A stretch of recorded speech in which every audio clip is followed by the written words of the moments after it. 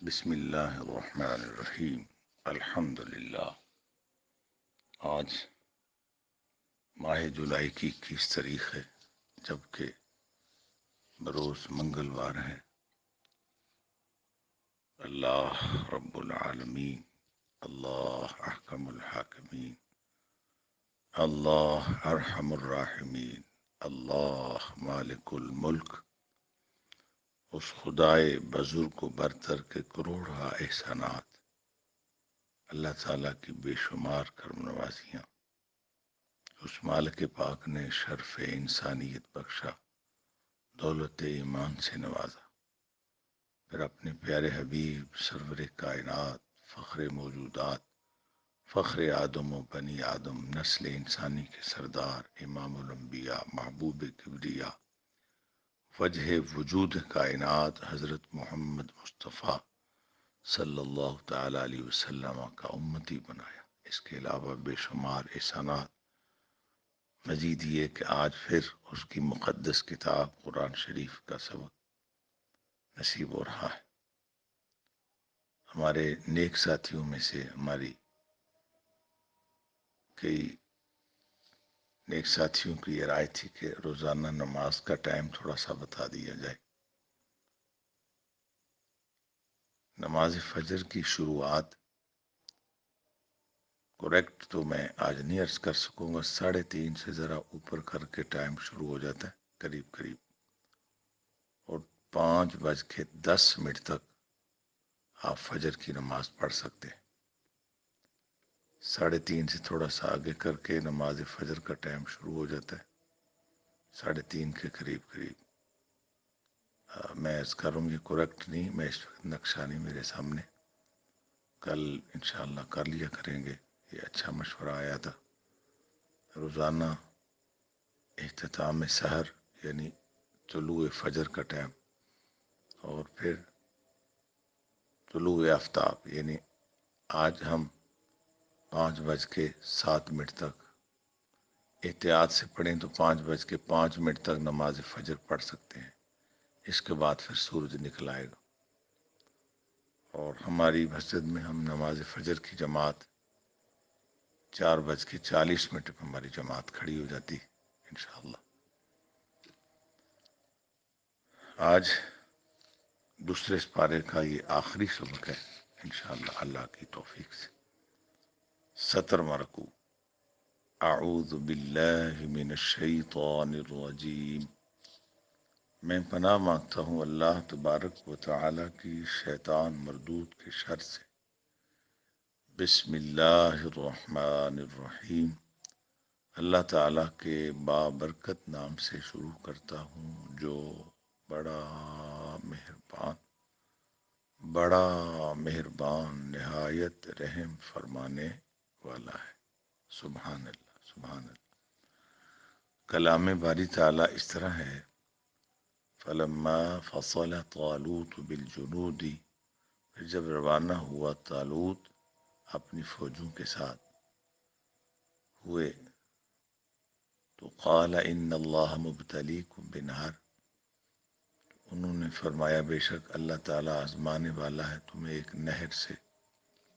فمن شارب منہ، پھر جس نے پانی پی لیا اس سے، فلیس منی، وہ میرے ساتھیوں میں سے نہیں۔ ومن لم یطعمہ فإنہ منی، اور جس نے نہ پیا وہ یقیناً میرے ساتھیوں میں سے ہے۔ الا من اغترف غرفۃ بیدی، جس نے بھر لیا ایک چلو اپنے ہاتھ سے۔ فشربوا منہ الا قلیلا منہم، پھر ایسا ہوا کہ سب نے پیا اس سے مگر چند آدمیوں نے ان میں سے نہیں پیا۔ فلما جاوزہ هو والذین آمنوا معه قالوا، جب عبور کیا اسے طالوت نے ان لوگوں نے جو ان کے ساتھ ایمان لائے تھے، قالوا، وہ کہنے لگے، لا طاقت لنا اليوم بجالوت وجنودی، کچھ طاقت نہیں آج ہم میں جالوت اور اس کا لشکر کے اس کے لشکر کا مقابلہ کرنے کی۔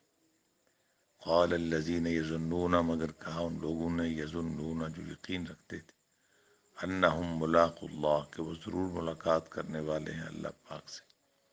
کم من فیۃ قلیلہ، بارہا چھوٹی جماعتیں غالب آتی ہیں، غالبات فیاتن کثیرۃ باذن اللہ، بڑی جماعتوں پر باذن اللہ، اللہ پاک کے اذن سے. واللہ مع الصابرین، اور اللہ تعالی صبر کرنے والوں کے ساتھ ہے. اب یہ اس سے پہلے سن چکے ہیں کہ اللہ تعالیٰ نے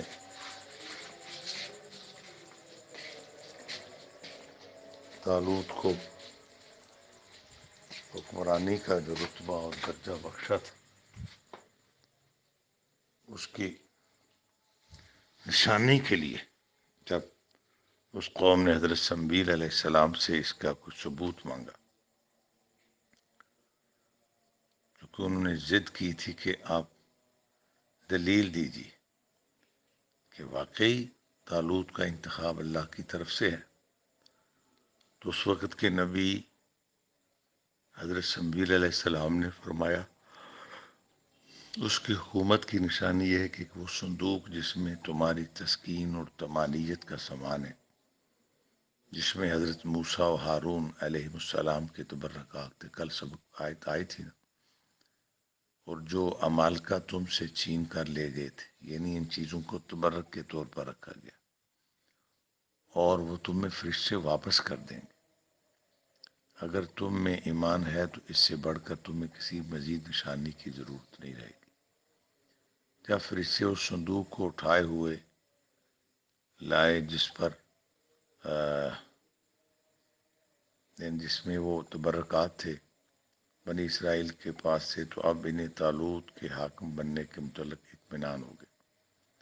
پیچھے پڑا تھا نا کہ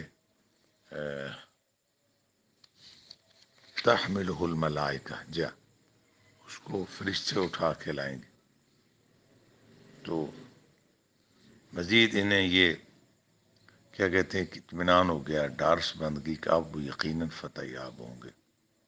کیونکہ انبیاء کرام کے تبرکات والا صندوق جس میں حضرت موسیٰ علیہ السلام کا عصا اور حضرت ہارون علیہ السلام کا امامہ تھا، انہیں واپس مل گیا.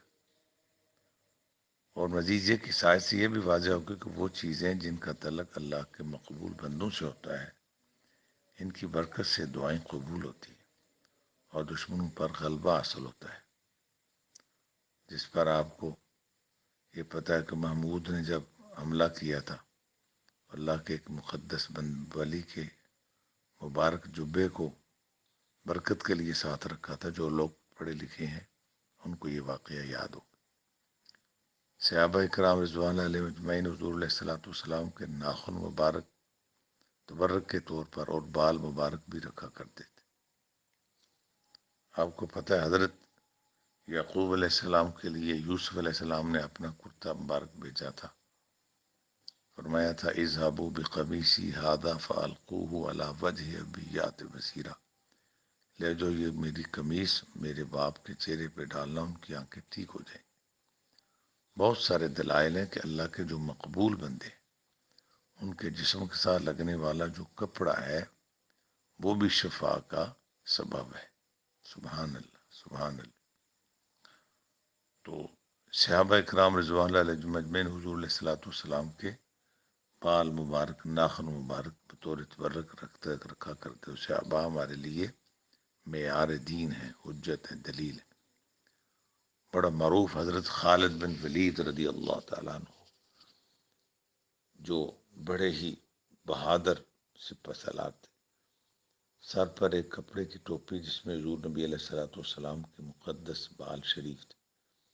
حضرت خالد فرماتے ہیں جس مارکہ میں ٹوپی سر پر رکھ جاتا ہوں، اللہ تعالیٰ ان مقدس بالوں کی برکت سے مجھے کامیابی عطا فرماتا ہے.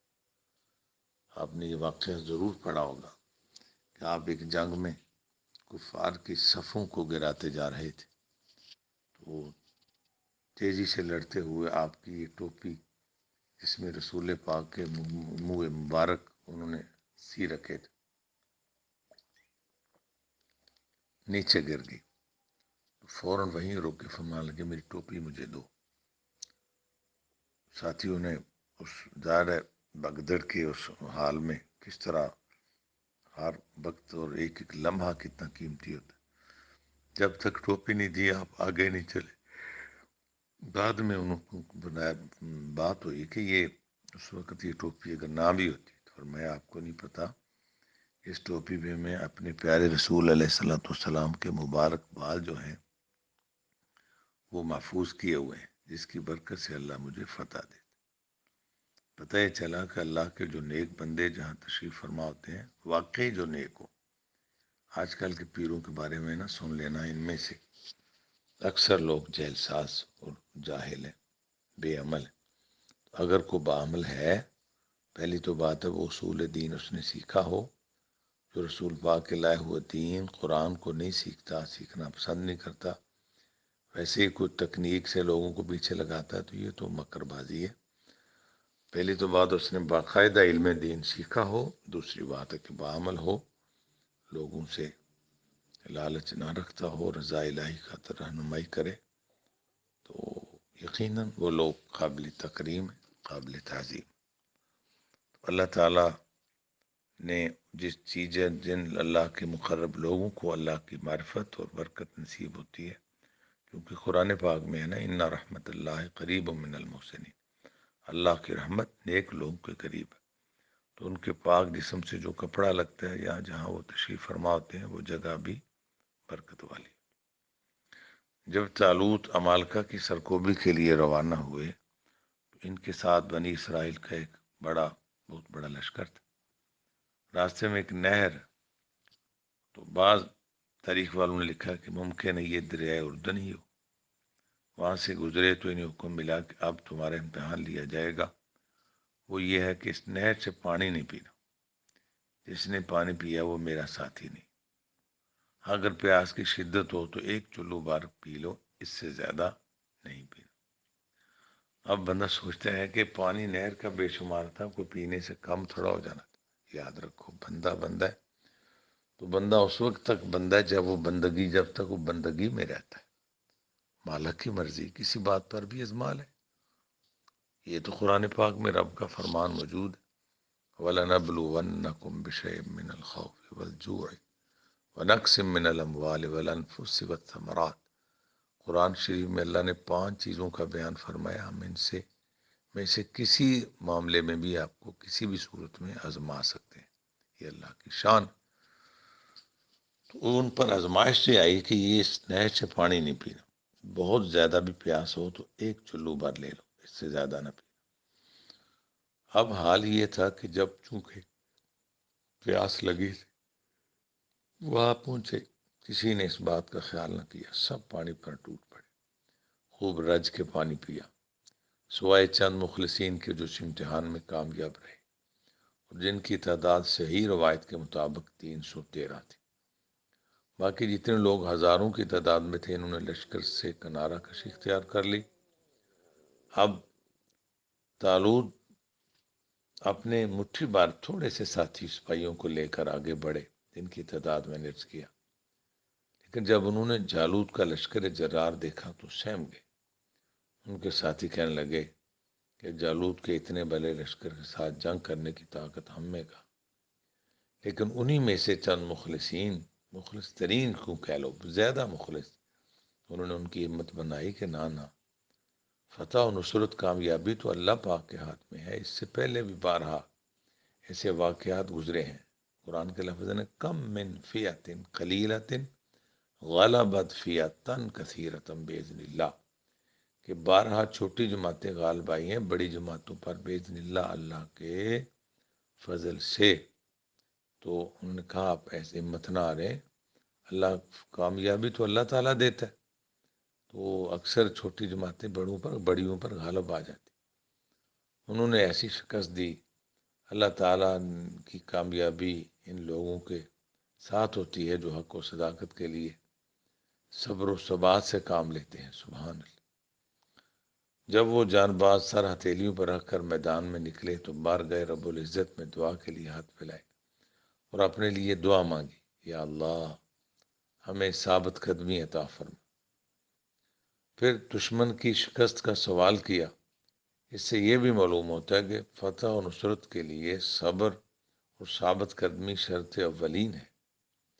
جو قوم یا فرد میدان جہاد میں یا میدان عمل میں شدائد اور تکالیف یعنی مشکلات کا سامنا صبر و استقامت سے کام لیتا ہے وہی کامیاب ہوتا ہے۔ آپ ذرا پیارے نبی کریم علیہ الصلوۃ والسلام کا وہ معرکہ جو مسلمانوں اور کافروں کی پہلی ٹکر تھی جس کو ہم بدر کی جنگ کہتے ہیں، وہاں بھی تو 313 ہی تھے، سبحان اللہ، لگتا ہے یہ تعداد بہت پرانی۔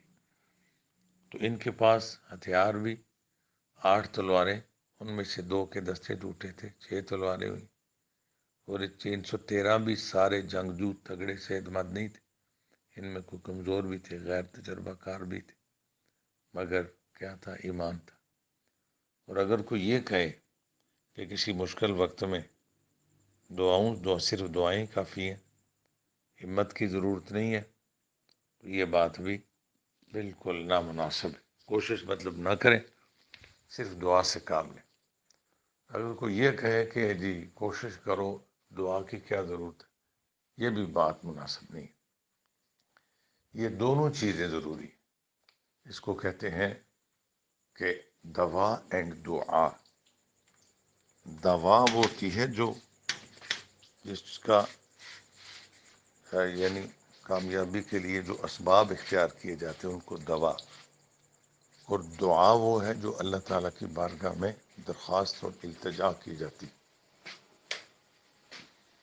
آج کل ہمارے یہاں سینکڑوں ہزاروں ایسے واقعات، آپ درشی پڑھ لیں، صلی اللہ علیہ وسلم۔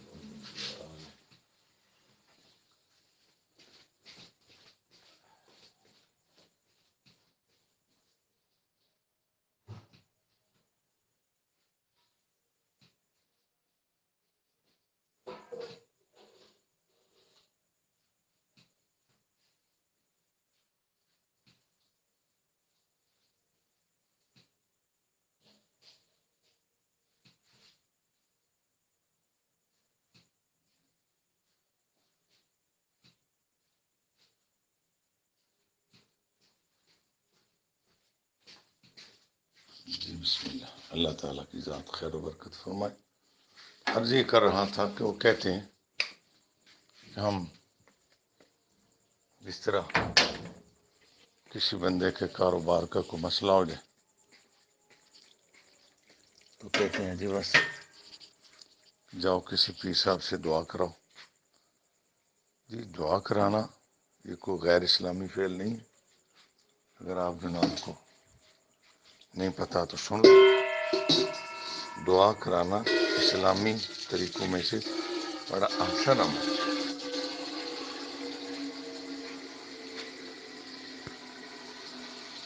حضور علیہ السلام یا کو یہ کہے کہ صرف دعاؤں سے ہی کام ہو جائے گا، مزید محنت کی ضرورت نہیں، یہ بھی جہالت ہے۔ یہ کہے کہ محنت کرو، تلواریں، بچیاں، جنگ کا سامان لاؤ، دعا کے اس میں کیا کام ہے، یہ بھی غیر اسلامی طریقہ اور میری جہالت ہے۔ غور فرمائیں، موجودہ حالات میں جہاں ہزار کمزوریاں، ہماری بیماریاں، ایک یہ بھی ہے کہ جب جی کاروبار نہیں چل رہا تو ہمارے یاد جب کبھی امتحان ہوتا تھا، کوئی مشکل وقت آتا تھا، استاد صاحب سے عرض کرتے جو حضور دعا فرمائے، آپ فرمایا میں دعا کرتا ہوں تو محنت بھی کرو۔ دونوں چیزیں، دوا اینڈ دعا۔ تعلیمات اسلامیہ میں اسباب سے منع نہیں کیا گیا کہ تم اسباب اختیار نہ کرو، اسباب اختیار کرنے کی اجازت ہے، سردی گرمی کا لحاظ رکھنے کی اجازت ہے، رات کو گھر کا دروازہ بند کرنا۔ اور وہ اونٹ والی حدیث تو بڑی مشہور ہے نا، جب حضور نے فرمایا تھا کہ تم کس سواری پر آئے ہو، صحابی نے کہا تھا اونٹ پر آئے ہوں، فرمایا وہ کدھر ہے؟ تو اس نے کہا کہ میں اللہ اور اس کے رسول کی سپرد کر آئے ہوں۔ حضور نے فرمایا تم اس کو اپنے طور پہ کر سکتے تھے؟ کہا یا نبی اللہ میں تو اس کا گھٹنا ہی باندھ سکتا تھا۔ تو اللہ کے پاک رسول علیہ الصلوۃ والسلام نے ارشاد فرمایا کہ جاؤ پہلے اس کا گھٹنا باندھو، پھر اسے اللہ کی سپرد کرو۔ اس کا مطلب ہے جو بس میں ہو وہ کرو۔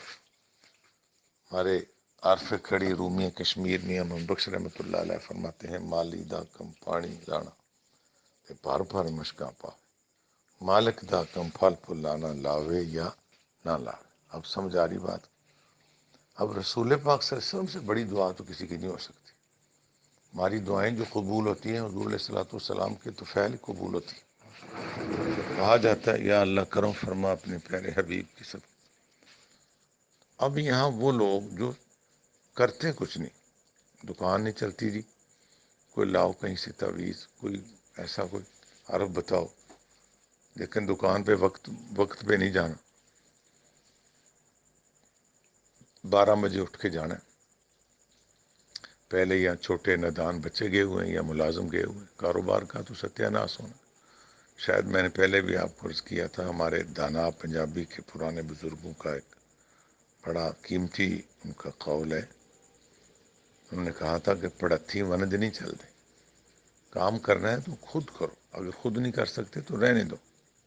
کہ کسی کے آسرے پہ چلنا یہ تو بالکل بھی ناکامی کا سبب بنتا ہے تقریباً.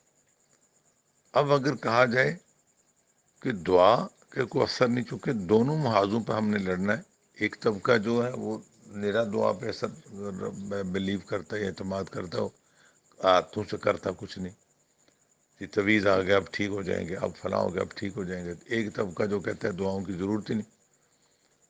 یہ دونوں جہالتیں ہیں. حضور علیہ الصلوۃ والسلام کو جب یہ علم ہوا کہ ابو جہل ایک لشکر جرار کے ساتھ آ رہے ہیں، حضور کے پاک شہر مدینہ شریف پر بڑا خطرناک حملہ ہونے والا، مجھے ایمان سے بتاؤ حضور سے بڑی کسی کی دعا ہو سکتی ہے تو آپ کا اور میرا سب کا ایمان. جبکہ پیچھے ایک تاریخ میں واقعہ موجود ہے، جب حضرت موسیٰ علیہ الصلوۃ والسلام کو اس زمانے کے رؤساء نے، بڑے بڑوں کی ایک بڑی میٹنگ ہوئی، چونکہ وہ موسیٰ علیہ السلام کو معاذ اللہ رسوا کرنا چاہتے تھے، تو انہوں نے ایک عورت تیار کی. واقعہ آپ نے سنا ہوگا کئی بار، پڑھنے والوں نے پڑھا بھی ہوگا، کہ وہ آپ علیہ الصلوۃ والسلام پر الزام لگائے گی کہ موسیٰ علیہ السلام خدا نخواستہ اس کے ساتھ موسیٰ علیہ السلام کا کوئی ناجائز تعلق.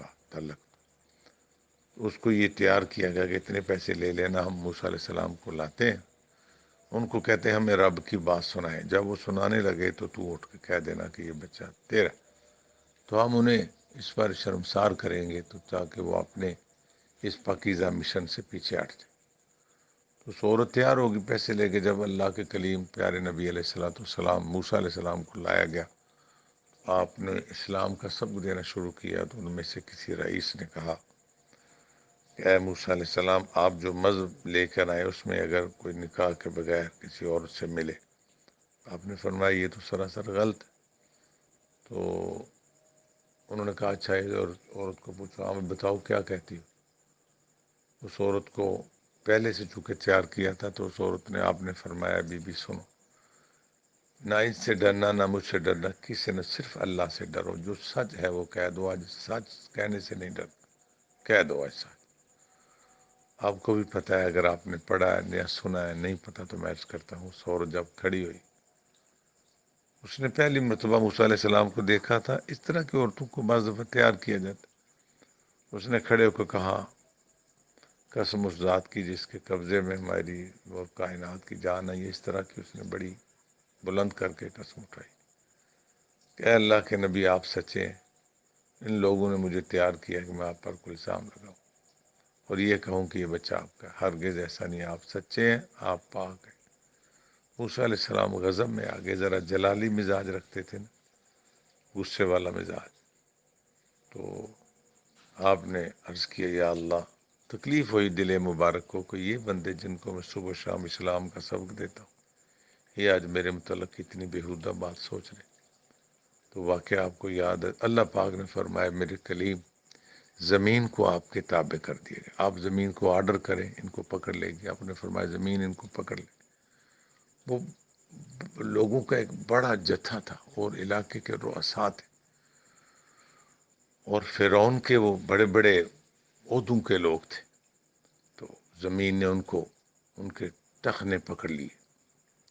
پھر وہ لگے رونے. آپ نے فرمایا زمین ان کو پھر پکڑ لے. پھر وہ گھٹنوں تک دھنس گئے، پھر وہ کمر تک، پھر آہستہ آہستہ پورے سارے زمین میں دھنس گئے. یہ واقعہ آپ نے سنا. بعض کتابوں میں لکھا کہ اب تک بھی وہ نیچے ہی دھنستے جا رہے ہیں، ان کی واپسی کا ابھی تک کوئی سلسلہ نہیں۔ علماء کہتے ہیں اگر آپ کہتے ہو کہ دعا نجی دعا کرنی ہے تو موسیٰ علیہ السلام اور حضور السلام موسیٰ علیہ السلام کی دعا سے اگر وہ پورا رؤساء اس وقت کے عمراء کا ایک بڑا جتھا زمین میں دھنس سکتا ہے، تو حضور علیہ السلام موسیٰ علیہ السلام کے بھی نبی ہیں، حضور تو ان کے بھی نبی۔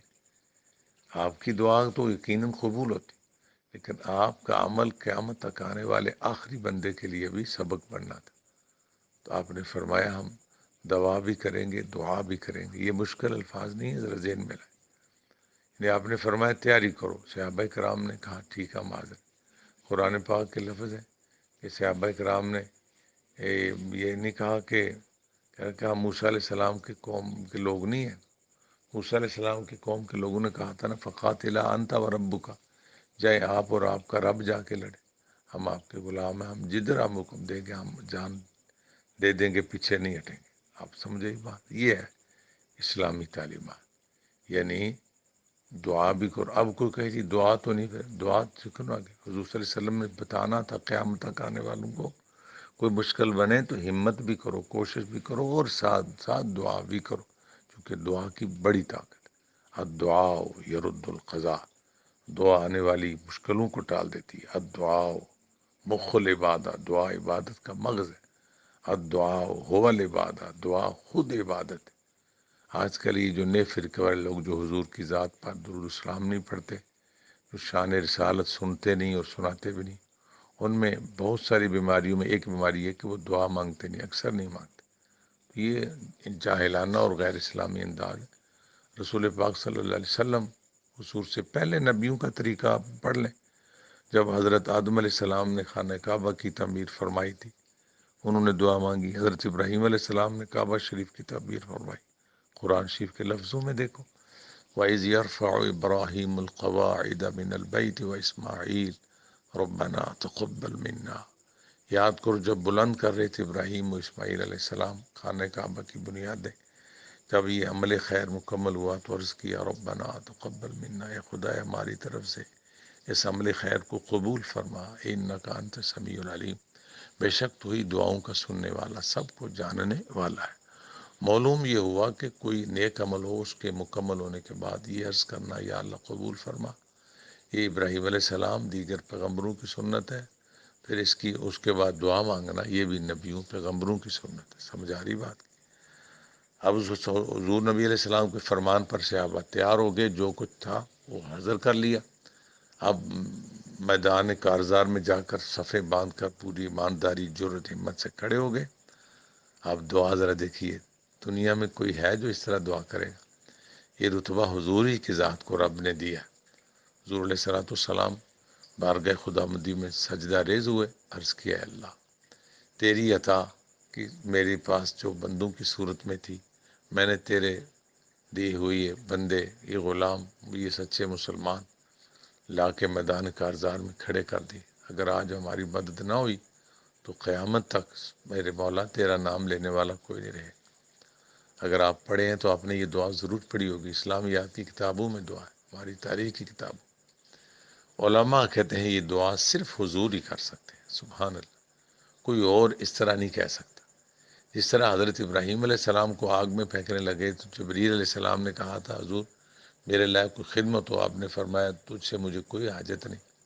تو انہوں نے عرض کیا آپ پھر اللہ پاک کو عرض کریں جس سے حاجت ہے۔ تو آپ نے جواب دیا تھا میں اللہ کو کیا عرض کروں، میرا رب میرا حال دیکھ رہا ہے۔ علماء کہتے ہیں اس کا مطلب یہ نہیں کہ ہم کسی مشکل میں رب سے دعا نہ کریں، ضرور کریں، کوشش بھی کریں، دعا بھی کریں، مگر وہ مقام خلیل ہے کہ وہ فرماتے تھے میں دعا کیوں کروں، مجھے دیکھ نہیں رہا، وہ مقام خلیل ہے۔ ہم اگر کسی مشکل میں ہوں تو حد حضرہ میں رہ کے کوشش بھی کریں نکلنے کی، اور اپنے رب سے دعا بھی کریں، یہ سنت ہے، جائز ہے، اس میں کوئی مشکل نہیں۔ اس طرح جو حضور علیہ السلام نے اللہ کی بارگاہ میں عرض کیا تھا کہ اگر آج ہماری مدد نہیں فرمائے گی تو قیامت تک تیرا نام لینے والا کوئی نہیں رہے۔ ہمارے استاد فرماتے تھے یہ اس طرح اللہ کی بارگاہ میں محبوبانہ انداز صرف حضور کی ذات پاک کو حاصل ہے، ہم اس طرح نہیں کہہ سکتے۔ ہم دعا ضرور کریں گے، کیونکہ حضور تو اللہ کے حبیب ہیں نا جی. حضور علیہ السلام تشریف لائے تو صحابہ دیگر پیغمبروں کا ذکر فرما رہے تھے. آدم علیہ السلام کو اللہ نے صفی اللہ بنایا، نوح علیہ السلام کو نجی اللہ بنایا، ابراہیم علیہ السلام کو خلیل اللہ بنایا، اسماعیل علیہ السلام کو ذبیح اللہ بنایا، موسیٰ علیہ السلام کو کلیم اللہ بنایا، ابراہیم عیسیٰ علیہ السلام کو روح اللہ بنایا. اللہ کے حبیب تشریف لائے، حضور نے فرمایا بے شک آدم شفیع اللہ، بے شک نوح نجی اللہ، بے شک ابراہیم خلیل اللہ، بے شک اسماعیل ذبیح اللہ، بے شک موسیٰ کلیم اللہ، بے شک اسماعیل عیسیٰ روح اللہ. پر سنو الا وانا حبیب اللہ، اللہ نے مجھے اپنا حبیب بنایا. یہ ایسا مبارک مقام ہے، حضور نے اس پر فخر فرمایا. یعنی مجھے اللہ نے اپنا حبیب بنایا. حضور تو اللہ کے حبیب ہے. تو حضور علیہ السلام نے عرض کیا تھا، یعنی دعا کی عاجزی کی انتہا کرتے ہوئے پھر عرض کیا مولا اگر ہماری آج مدد نہ ہوئی تو قیامت تک تیرا نام لینے والا کوئی نہیں رہے. تو کیا سمجھو پھر مدد ہوئی کہ نہیں ہوئی؟ 313 نے اس 1000 کے لشکر جرار کی ایسی کی تیسی پھیر کے رکھ دی، ان کو تیس نیس کر کے رکھ دیا. اور رہا وہ غرور و تکبر کا مجسمہ ابو جہل. 2 مسلمان بچوں نے اس پر شیروں کی طرح حملہ کیا. کہتے ہیں قسم کھائی ہے مر جائیں گے یا ماریں گے ناری کو، سنا ہے گالیاں دیتا ہے وہ محبوب باری کو. سنا ہمارے آقا کو گالیاں دیتا ہے. 2 چھوٹے چھوٹے بچوں نے ابو جہل کا غرور خاک میں ملا دیا. سمجھائی میری بات؟ تو قرآن کی آیت جو پڑھی پتہ چلا کہ جب مشکل ہو، کاروبار بند ہو اور کوئی مشکل ہو، کوشش کرنا بھی شریعت میں جائز ہے، مگر وہ حد شرع میں رہے. اور اس کے ساتھ ساتھ دعا کرنا، دونوں کام کریں. میری دعا کریں، کوشش نہ کریں، یہ بھی بات نامکمل ہے. اور کوشش کریں رب کو بھول جائیں، یہ بھی بات نامکمل ہے. میں نے محنت کی، بات کو اگر سے پھر طول ہو ہی جاتی، لیکن مقصد ہوتا ہے مدعا کو سمجھانا کہ ہمارے بندے، ہم افراط و تفریط کا شکار ہیں، کمی بیشی کے مرض میں مبتلا ہے. یا تو دعا کرتے نہیں تو میری کوشش کرتے رہتے ہیں، یا میری دعاؤں پر ہی آسرا رکھتے ہیں. جس طرح جاہل پیر کہتے ہیں جاؤ جا کے اے تویز دب چھڑے دکان میں، دکان چل پوے گی. یہ نہیں کہتے کہ کوشش بھی کرو ظالموں، توبہ کرو اللہ سے معافی مانگو، تو نمازیں 5 پڑھو، دکان پہ خود زیادہ بیٹھا کرو، کاروبار پر خود دھیان دو، صاحب دعا بھی کرو. دوا اینڈ دعا اسی کو کہتے ہیں. تو اللہ تعالیٰ ارشاد فرماتے ہیں قرآن کے لفظ ہیں کہ کم من فیۃ قلیلۃ غلبت فیۃ کثیرۃ باذن اللہ.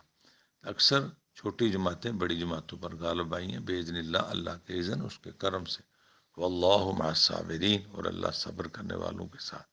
یہ بھی پتہ چلا کہ مشکل وقت میں صبر کے بغیر چارہ کوئی نہیں، کیونکہ وہاں پیاس بھی ہوتی ہے، بھوک بھی ہوتی ہے، بعض دفعہ چوٹیں بھی لگتی ہیں. ہمت حوصلے کے ساتھ ساتھ صبر کا دامن ہاتھ سے نہیں چھوڑا. اور آگے اللہ فرماتے ہیں وَلَمَّا بَرَزُوا لِجَالُوتَ وَجُنُودِهِ قَالُوا رَبَّنَا أَفْرِغْ عَلَيْنَا صَبْرًا وَثَبِّتْ أَقْدَامَنَا وَانصُرْنَا عَلَى الْقَوْمِ الْكَافِرِينَ. جب سامنے آگے جالوت اور اس کی فوجوں کے اعتبار گلے مرض کر لگے، اللہ اتار ہم پر صبر، ثبت اقدامنا. ہمارے آرمی کے علاقوں میں یہ کلمات لکھے ہوتے ہیں، ثبت اقدامنا. یہ قرآن کے الفاظ ہیں. ہمارے قدموں کو یا اللہ جمائے رکھ، سبحان اللہ. وانصرنا علی القوم الکافرین، ہمیں فتح دے قوم کفار پر. کوشش بھی جاری تھی اور دعائیں بھی جاری تھی. فہزموہم باذن اللہ، پھر انہوں نے شکست دے دی جالوت کے لشکر کو اللہ پاک کے اذن، اللہ کے فضل سے. وقتل داود جالوت وآتاہ اللہ الملک والحکمت وعلمہ مما یشاء، اور قتل کر دیا داود علیہ السلام نے جالوت کو، اور عطا فرمائی داؤد علیہ السلام کو اللہ نے حکومت اور دانائی، اور سکھا دیا ان کو ما یشاء، جو چاہا. ولولا دفع اللہ الناس بعضهم ببعض لفسدت الارض ولكن اللہ ذو فضل علی العالمین. اور اگر بچاؤ نہ کرتا اللہ تعالیٰ بعض لوگوں کا بعض کے ذریعے تو زمین برباد ہو جاتی. یعنی بڑے بڑے ظالم دنیا میں جب ہوئے، لیکن اللہ نے ان کو پھر روکا، اس کے لیے اسباب پیدا فرمائے، کیونکہ اللہ مسبب الاسباب ہے. یہ جہان عالم اسباب ہے اور اللہ کی پاک ذات مسبب الاسباب. ولیکن اللہ ذو فضل علی العالمین، لیکن اللہ فضل و کرم فرمانے والا ہے سارے جہانوں پر. تلک آیات اللہ نتلوها علیک بالحق وانک لمن المرسلین. یہ آیتیں اللہ کی ہم پڑھتے ہیں انہیں آپ پر، ہے پیارے حبیب ٹھیک ٹھیک بالحق کے ٹھیک ٹھیک سچ، اور وَإِنَّكَ لَمِنَ الْمُرْسَلِينَ یقیناً آپ رسولوں میں سے ہیں۔ یعنی ان مٹھی بھر مجاہدین نے اللہ کی تائید و نصرت سے دشمن کے لشکر جرار کو شکست فات دے دی، شکست فاش، واہ واہ، ایسی شکست دی جو بڑی قابل ذکر شکست، اور مالکا قوم مالکا کے سپہ سالار جالود کو، جو بڑا بہادر اور بڑا جنگجو سخت جسم کا جرنیل تھا، حضرت داؤد علیہ السلام نے پتھر مار کر اسے ہلاک کر دیا۔ حالانکہ حضرت داؤد علیہ السلام اس وقت بالکل کم سن تھے اور زرد رو یعنی کمزور لاغر و بیمار تھے، مگر وہ اس لشکر میں تھے اور حضرت طالوت کے حکم پر پوری طرح پابند تھے، اور ان نے پتھر مارا جس سے جالود جو اس کا نا غرور و تکبر میں اپنے آپ کو نہ جانے کیا سمجھتا تھا، تو اس کی موت ہوگی۔ قاتل داود جالود، اللہ تعالیٰ کی یہ سنت ہے، یعنی اللہ کا طریقہ ہے، جب کوئی ظالم ظلم و ستم پر کمر بستہ ہوتا ہے تو اس کی ہلاکت انگیزیوں کی روک تھام کے لیے اللہ ایک اور قوم پیدا فرما دیتا جو اس کے مظالم کا خاتمہ کر دیتی ہے۔ اللہ تعالیٰ اگر اپنی حکمت اور قدرت سے طاقت کا توازن یوں قائم نہ رکھے تو سرکش افراد اور قومیں آبادیوں کو کھنڈرات میں اور بستیوں کو ویرانوں میں تبدیل کر دیں، اور زمین کے کسی گوشے میں انسان کو امن کا سانس لینا نصیب نہ ہو۔ اللہ کا اپنی مخلوق پر یہ بڑا احسان ہے کہ ہر فرعون کی سرکوبی کے لیے وہ موسیٰ علیہ السلام جیسی ہستیوں کو پیدا فرما دیتا ہے۔ کہیے سبحان اللہ۔ اعوذ باللہ من الشیطان الرجیم، بسم اللہ الرحمن الرحیم۔ فلما فصل طالوت بالجنود قال ان اللہ مبتلیکم بنہر ومن شرب منه فليس منی ومن لم يطعمه فإنه مني إلا من اغترف غرفة بيده فشربوا منه إلا قليلا منهم فلما جاوزه هو والذين آمنوا معه قالوا لا طاقة لنا اليوم بجالوت وجنوده قال الذين يظنون أنهم ملاقو الله كم من فئة قليلة غلبت فئة كثيرة بإذن الله والله مع الصابرين ولما برزوا لجالوت وجنوده قالوا ربنا أفرغ علينا صبرا وثبت أقدامنا وانصرنا على القوم الكافرين فهزموهم بإذن الله وقتل داود جالوت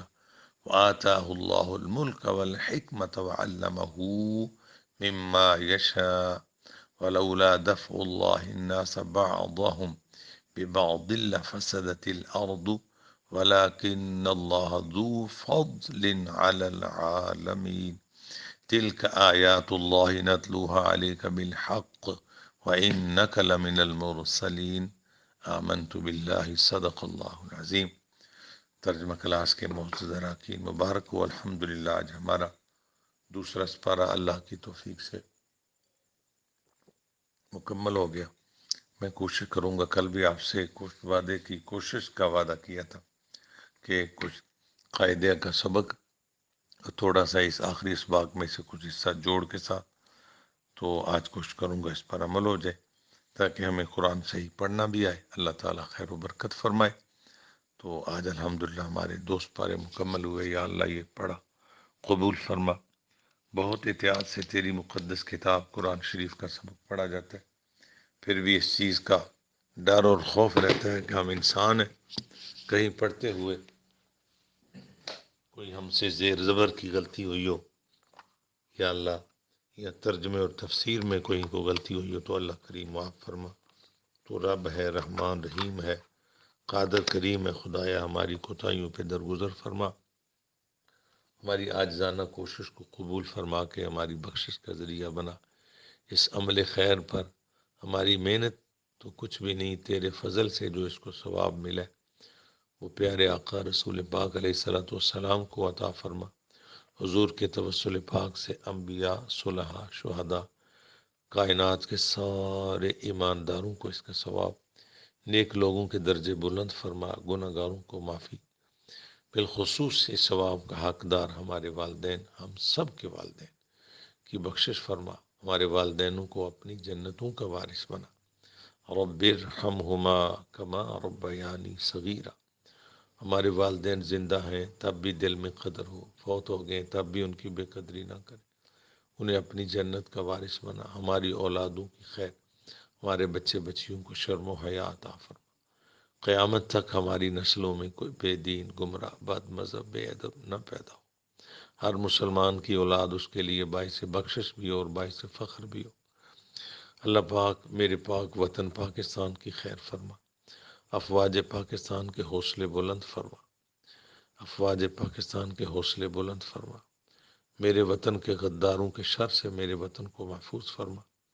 عزت و ایمان کی پاکیزہ حلال زندگی کے بعد عزت و ایمان کی موت، وقت موت زبان پہ جاری فرما، لا الہ الا اللہ محمد الرسول اللہ۔ کلمہ شریف کی برکت سے موت کی سختی اور عذاب قبر سے بچا لینا، اور بروز قیامت حضور پاک علیہ الصلوۃ والسلام کی شفاعت نصیب فرما۔ یا اللہ شفاعت رسول کا حقدار بنا، ہمارے دونوں جہان اچھے فرما، ہمارے دونوں جہان اچھے فرما۔ صلی اللہ علی النبی الامی وآلہ صلی اللہ علیہ وسلم، صلاۃ و سلاما علیک یا رسول اللہ یا حبیب اللہ۔ جزاکم اللہ احسن الجزا۔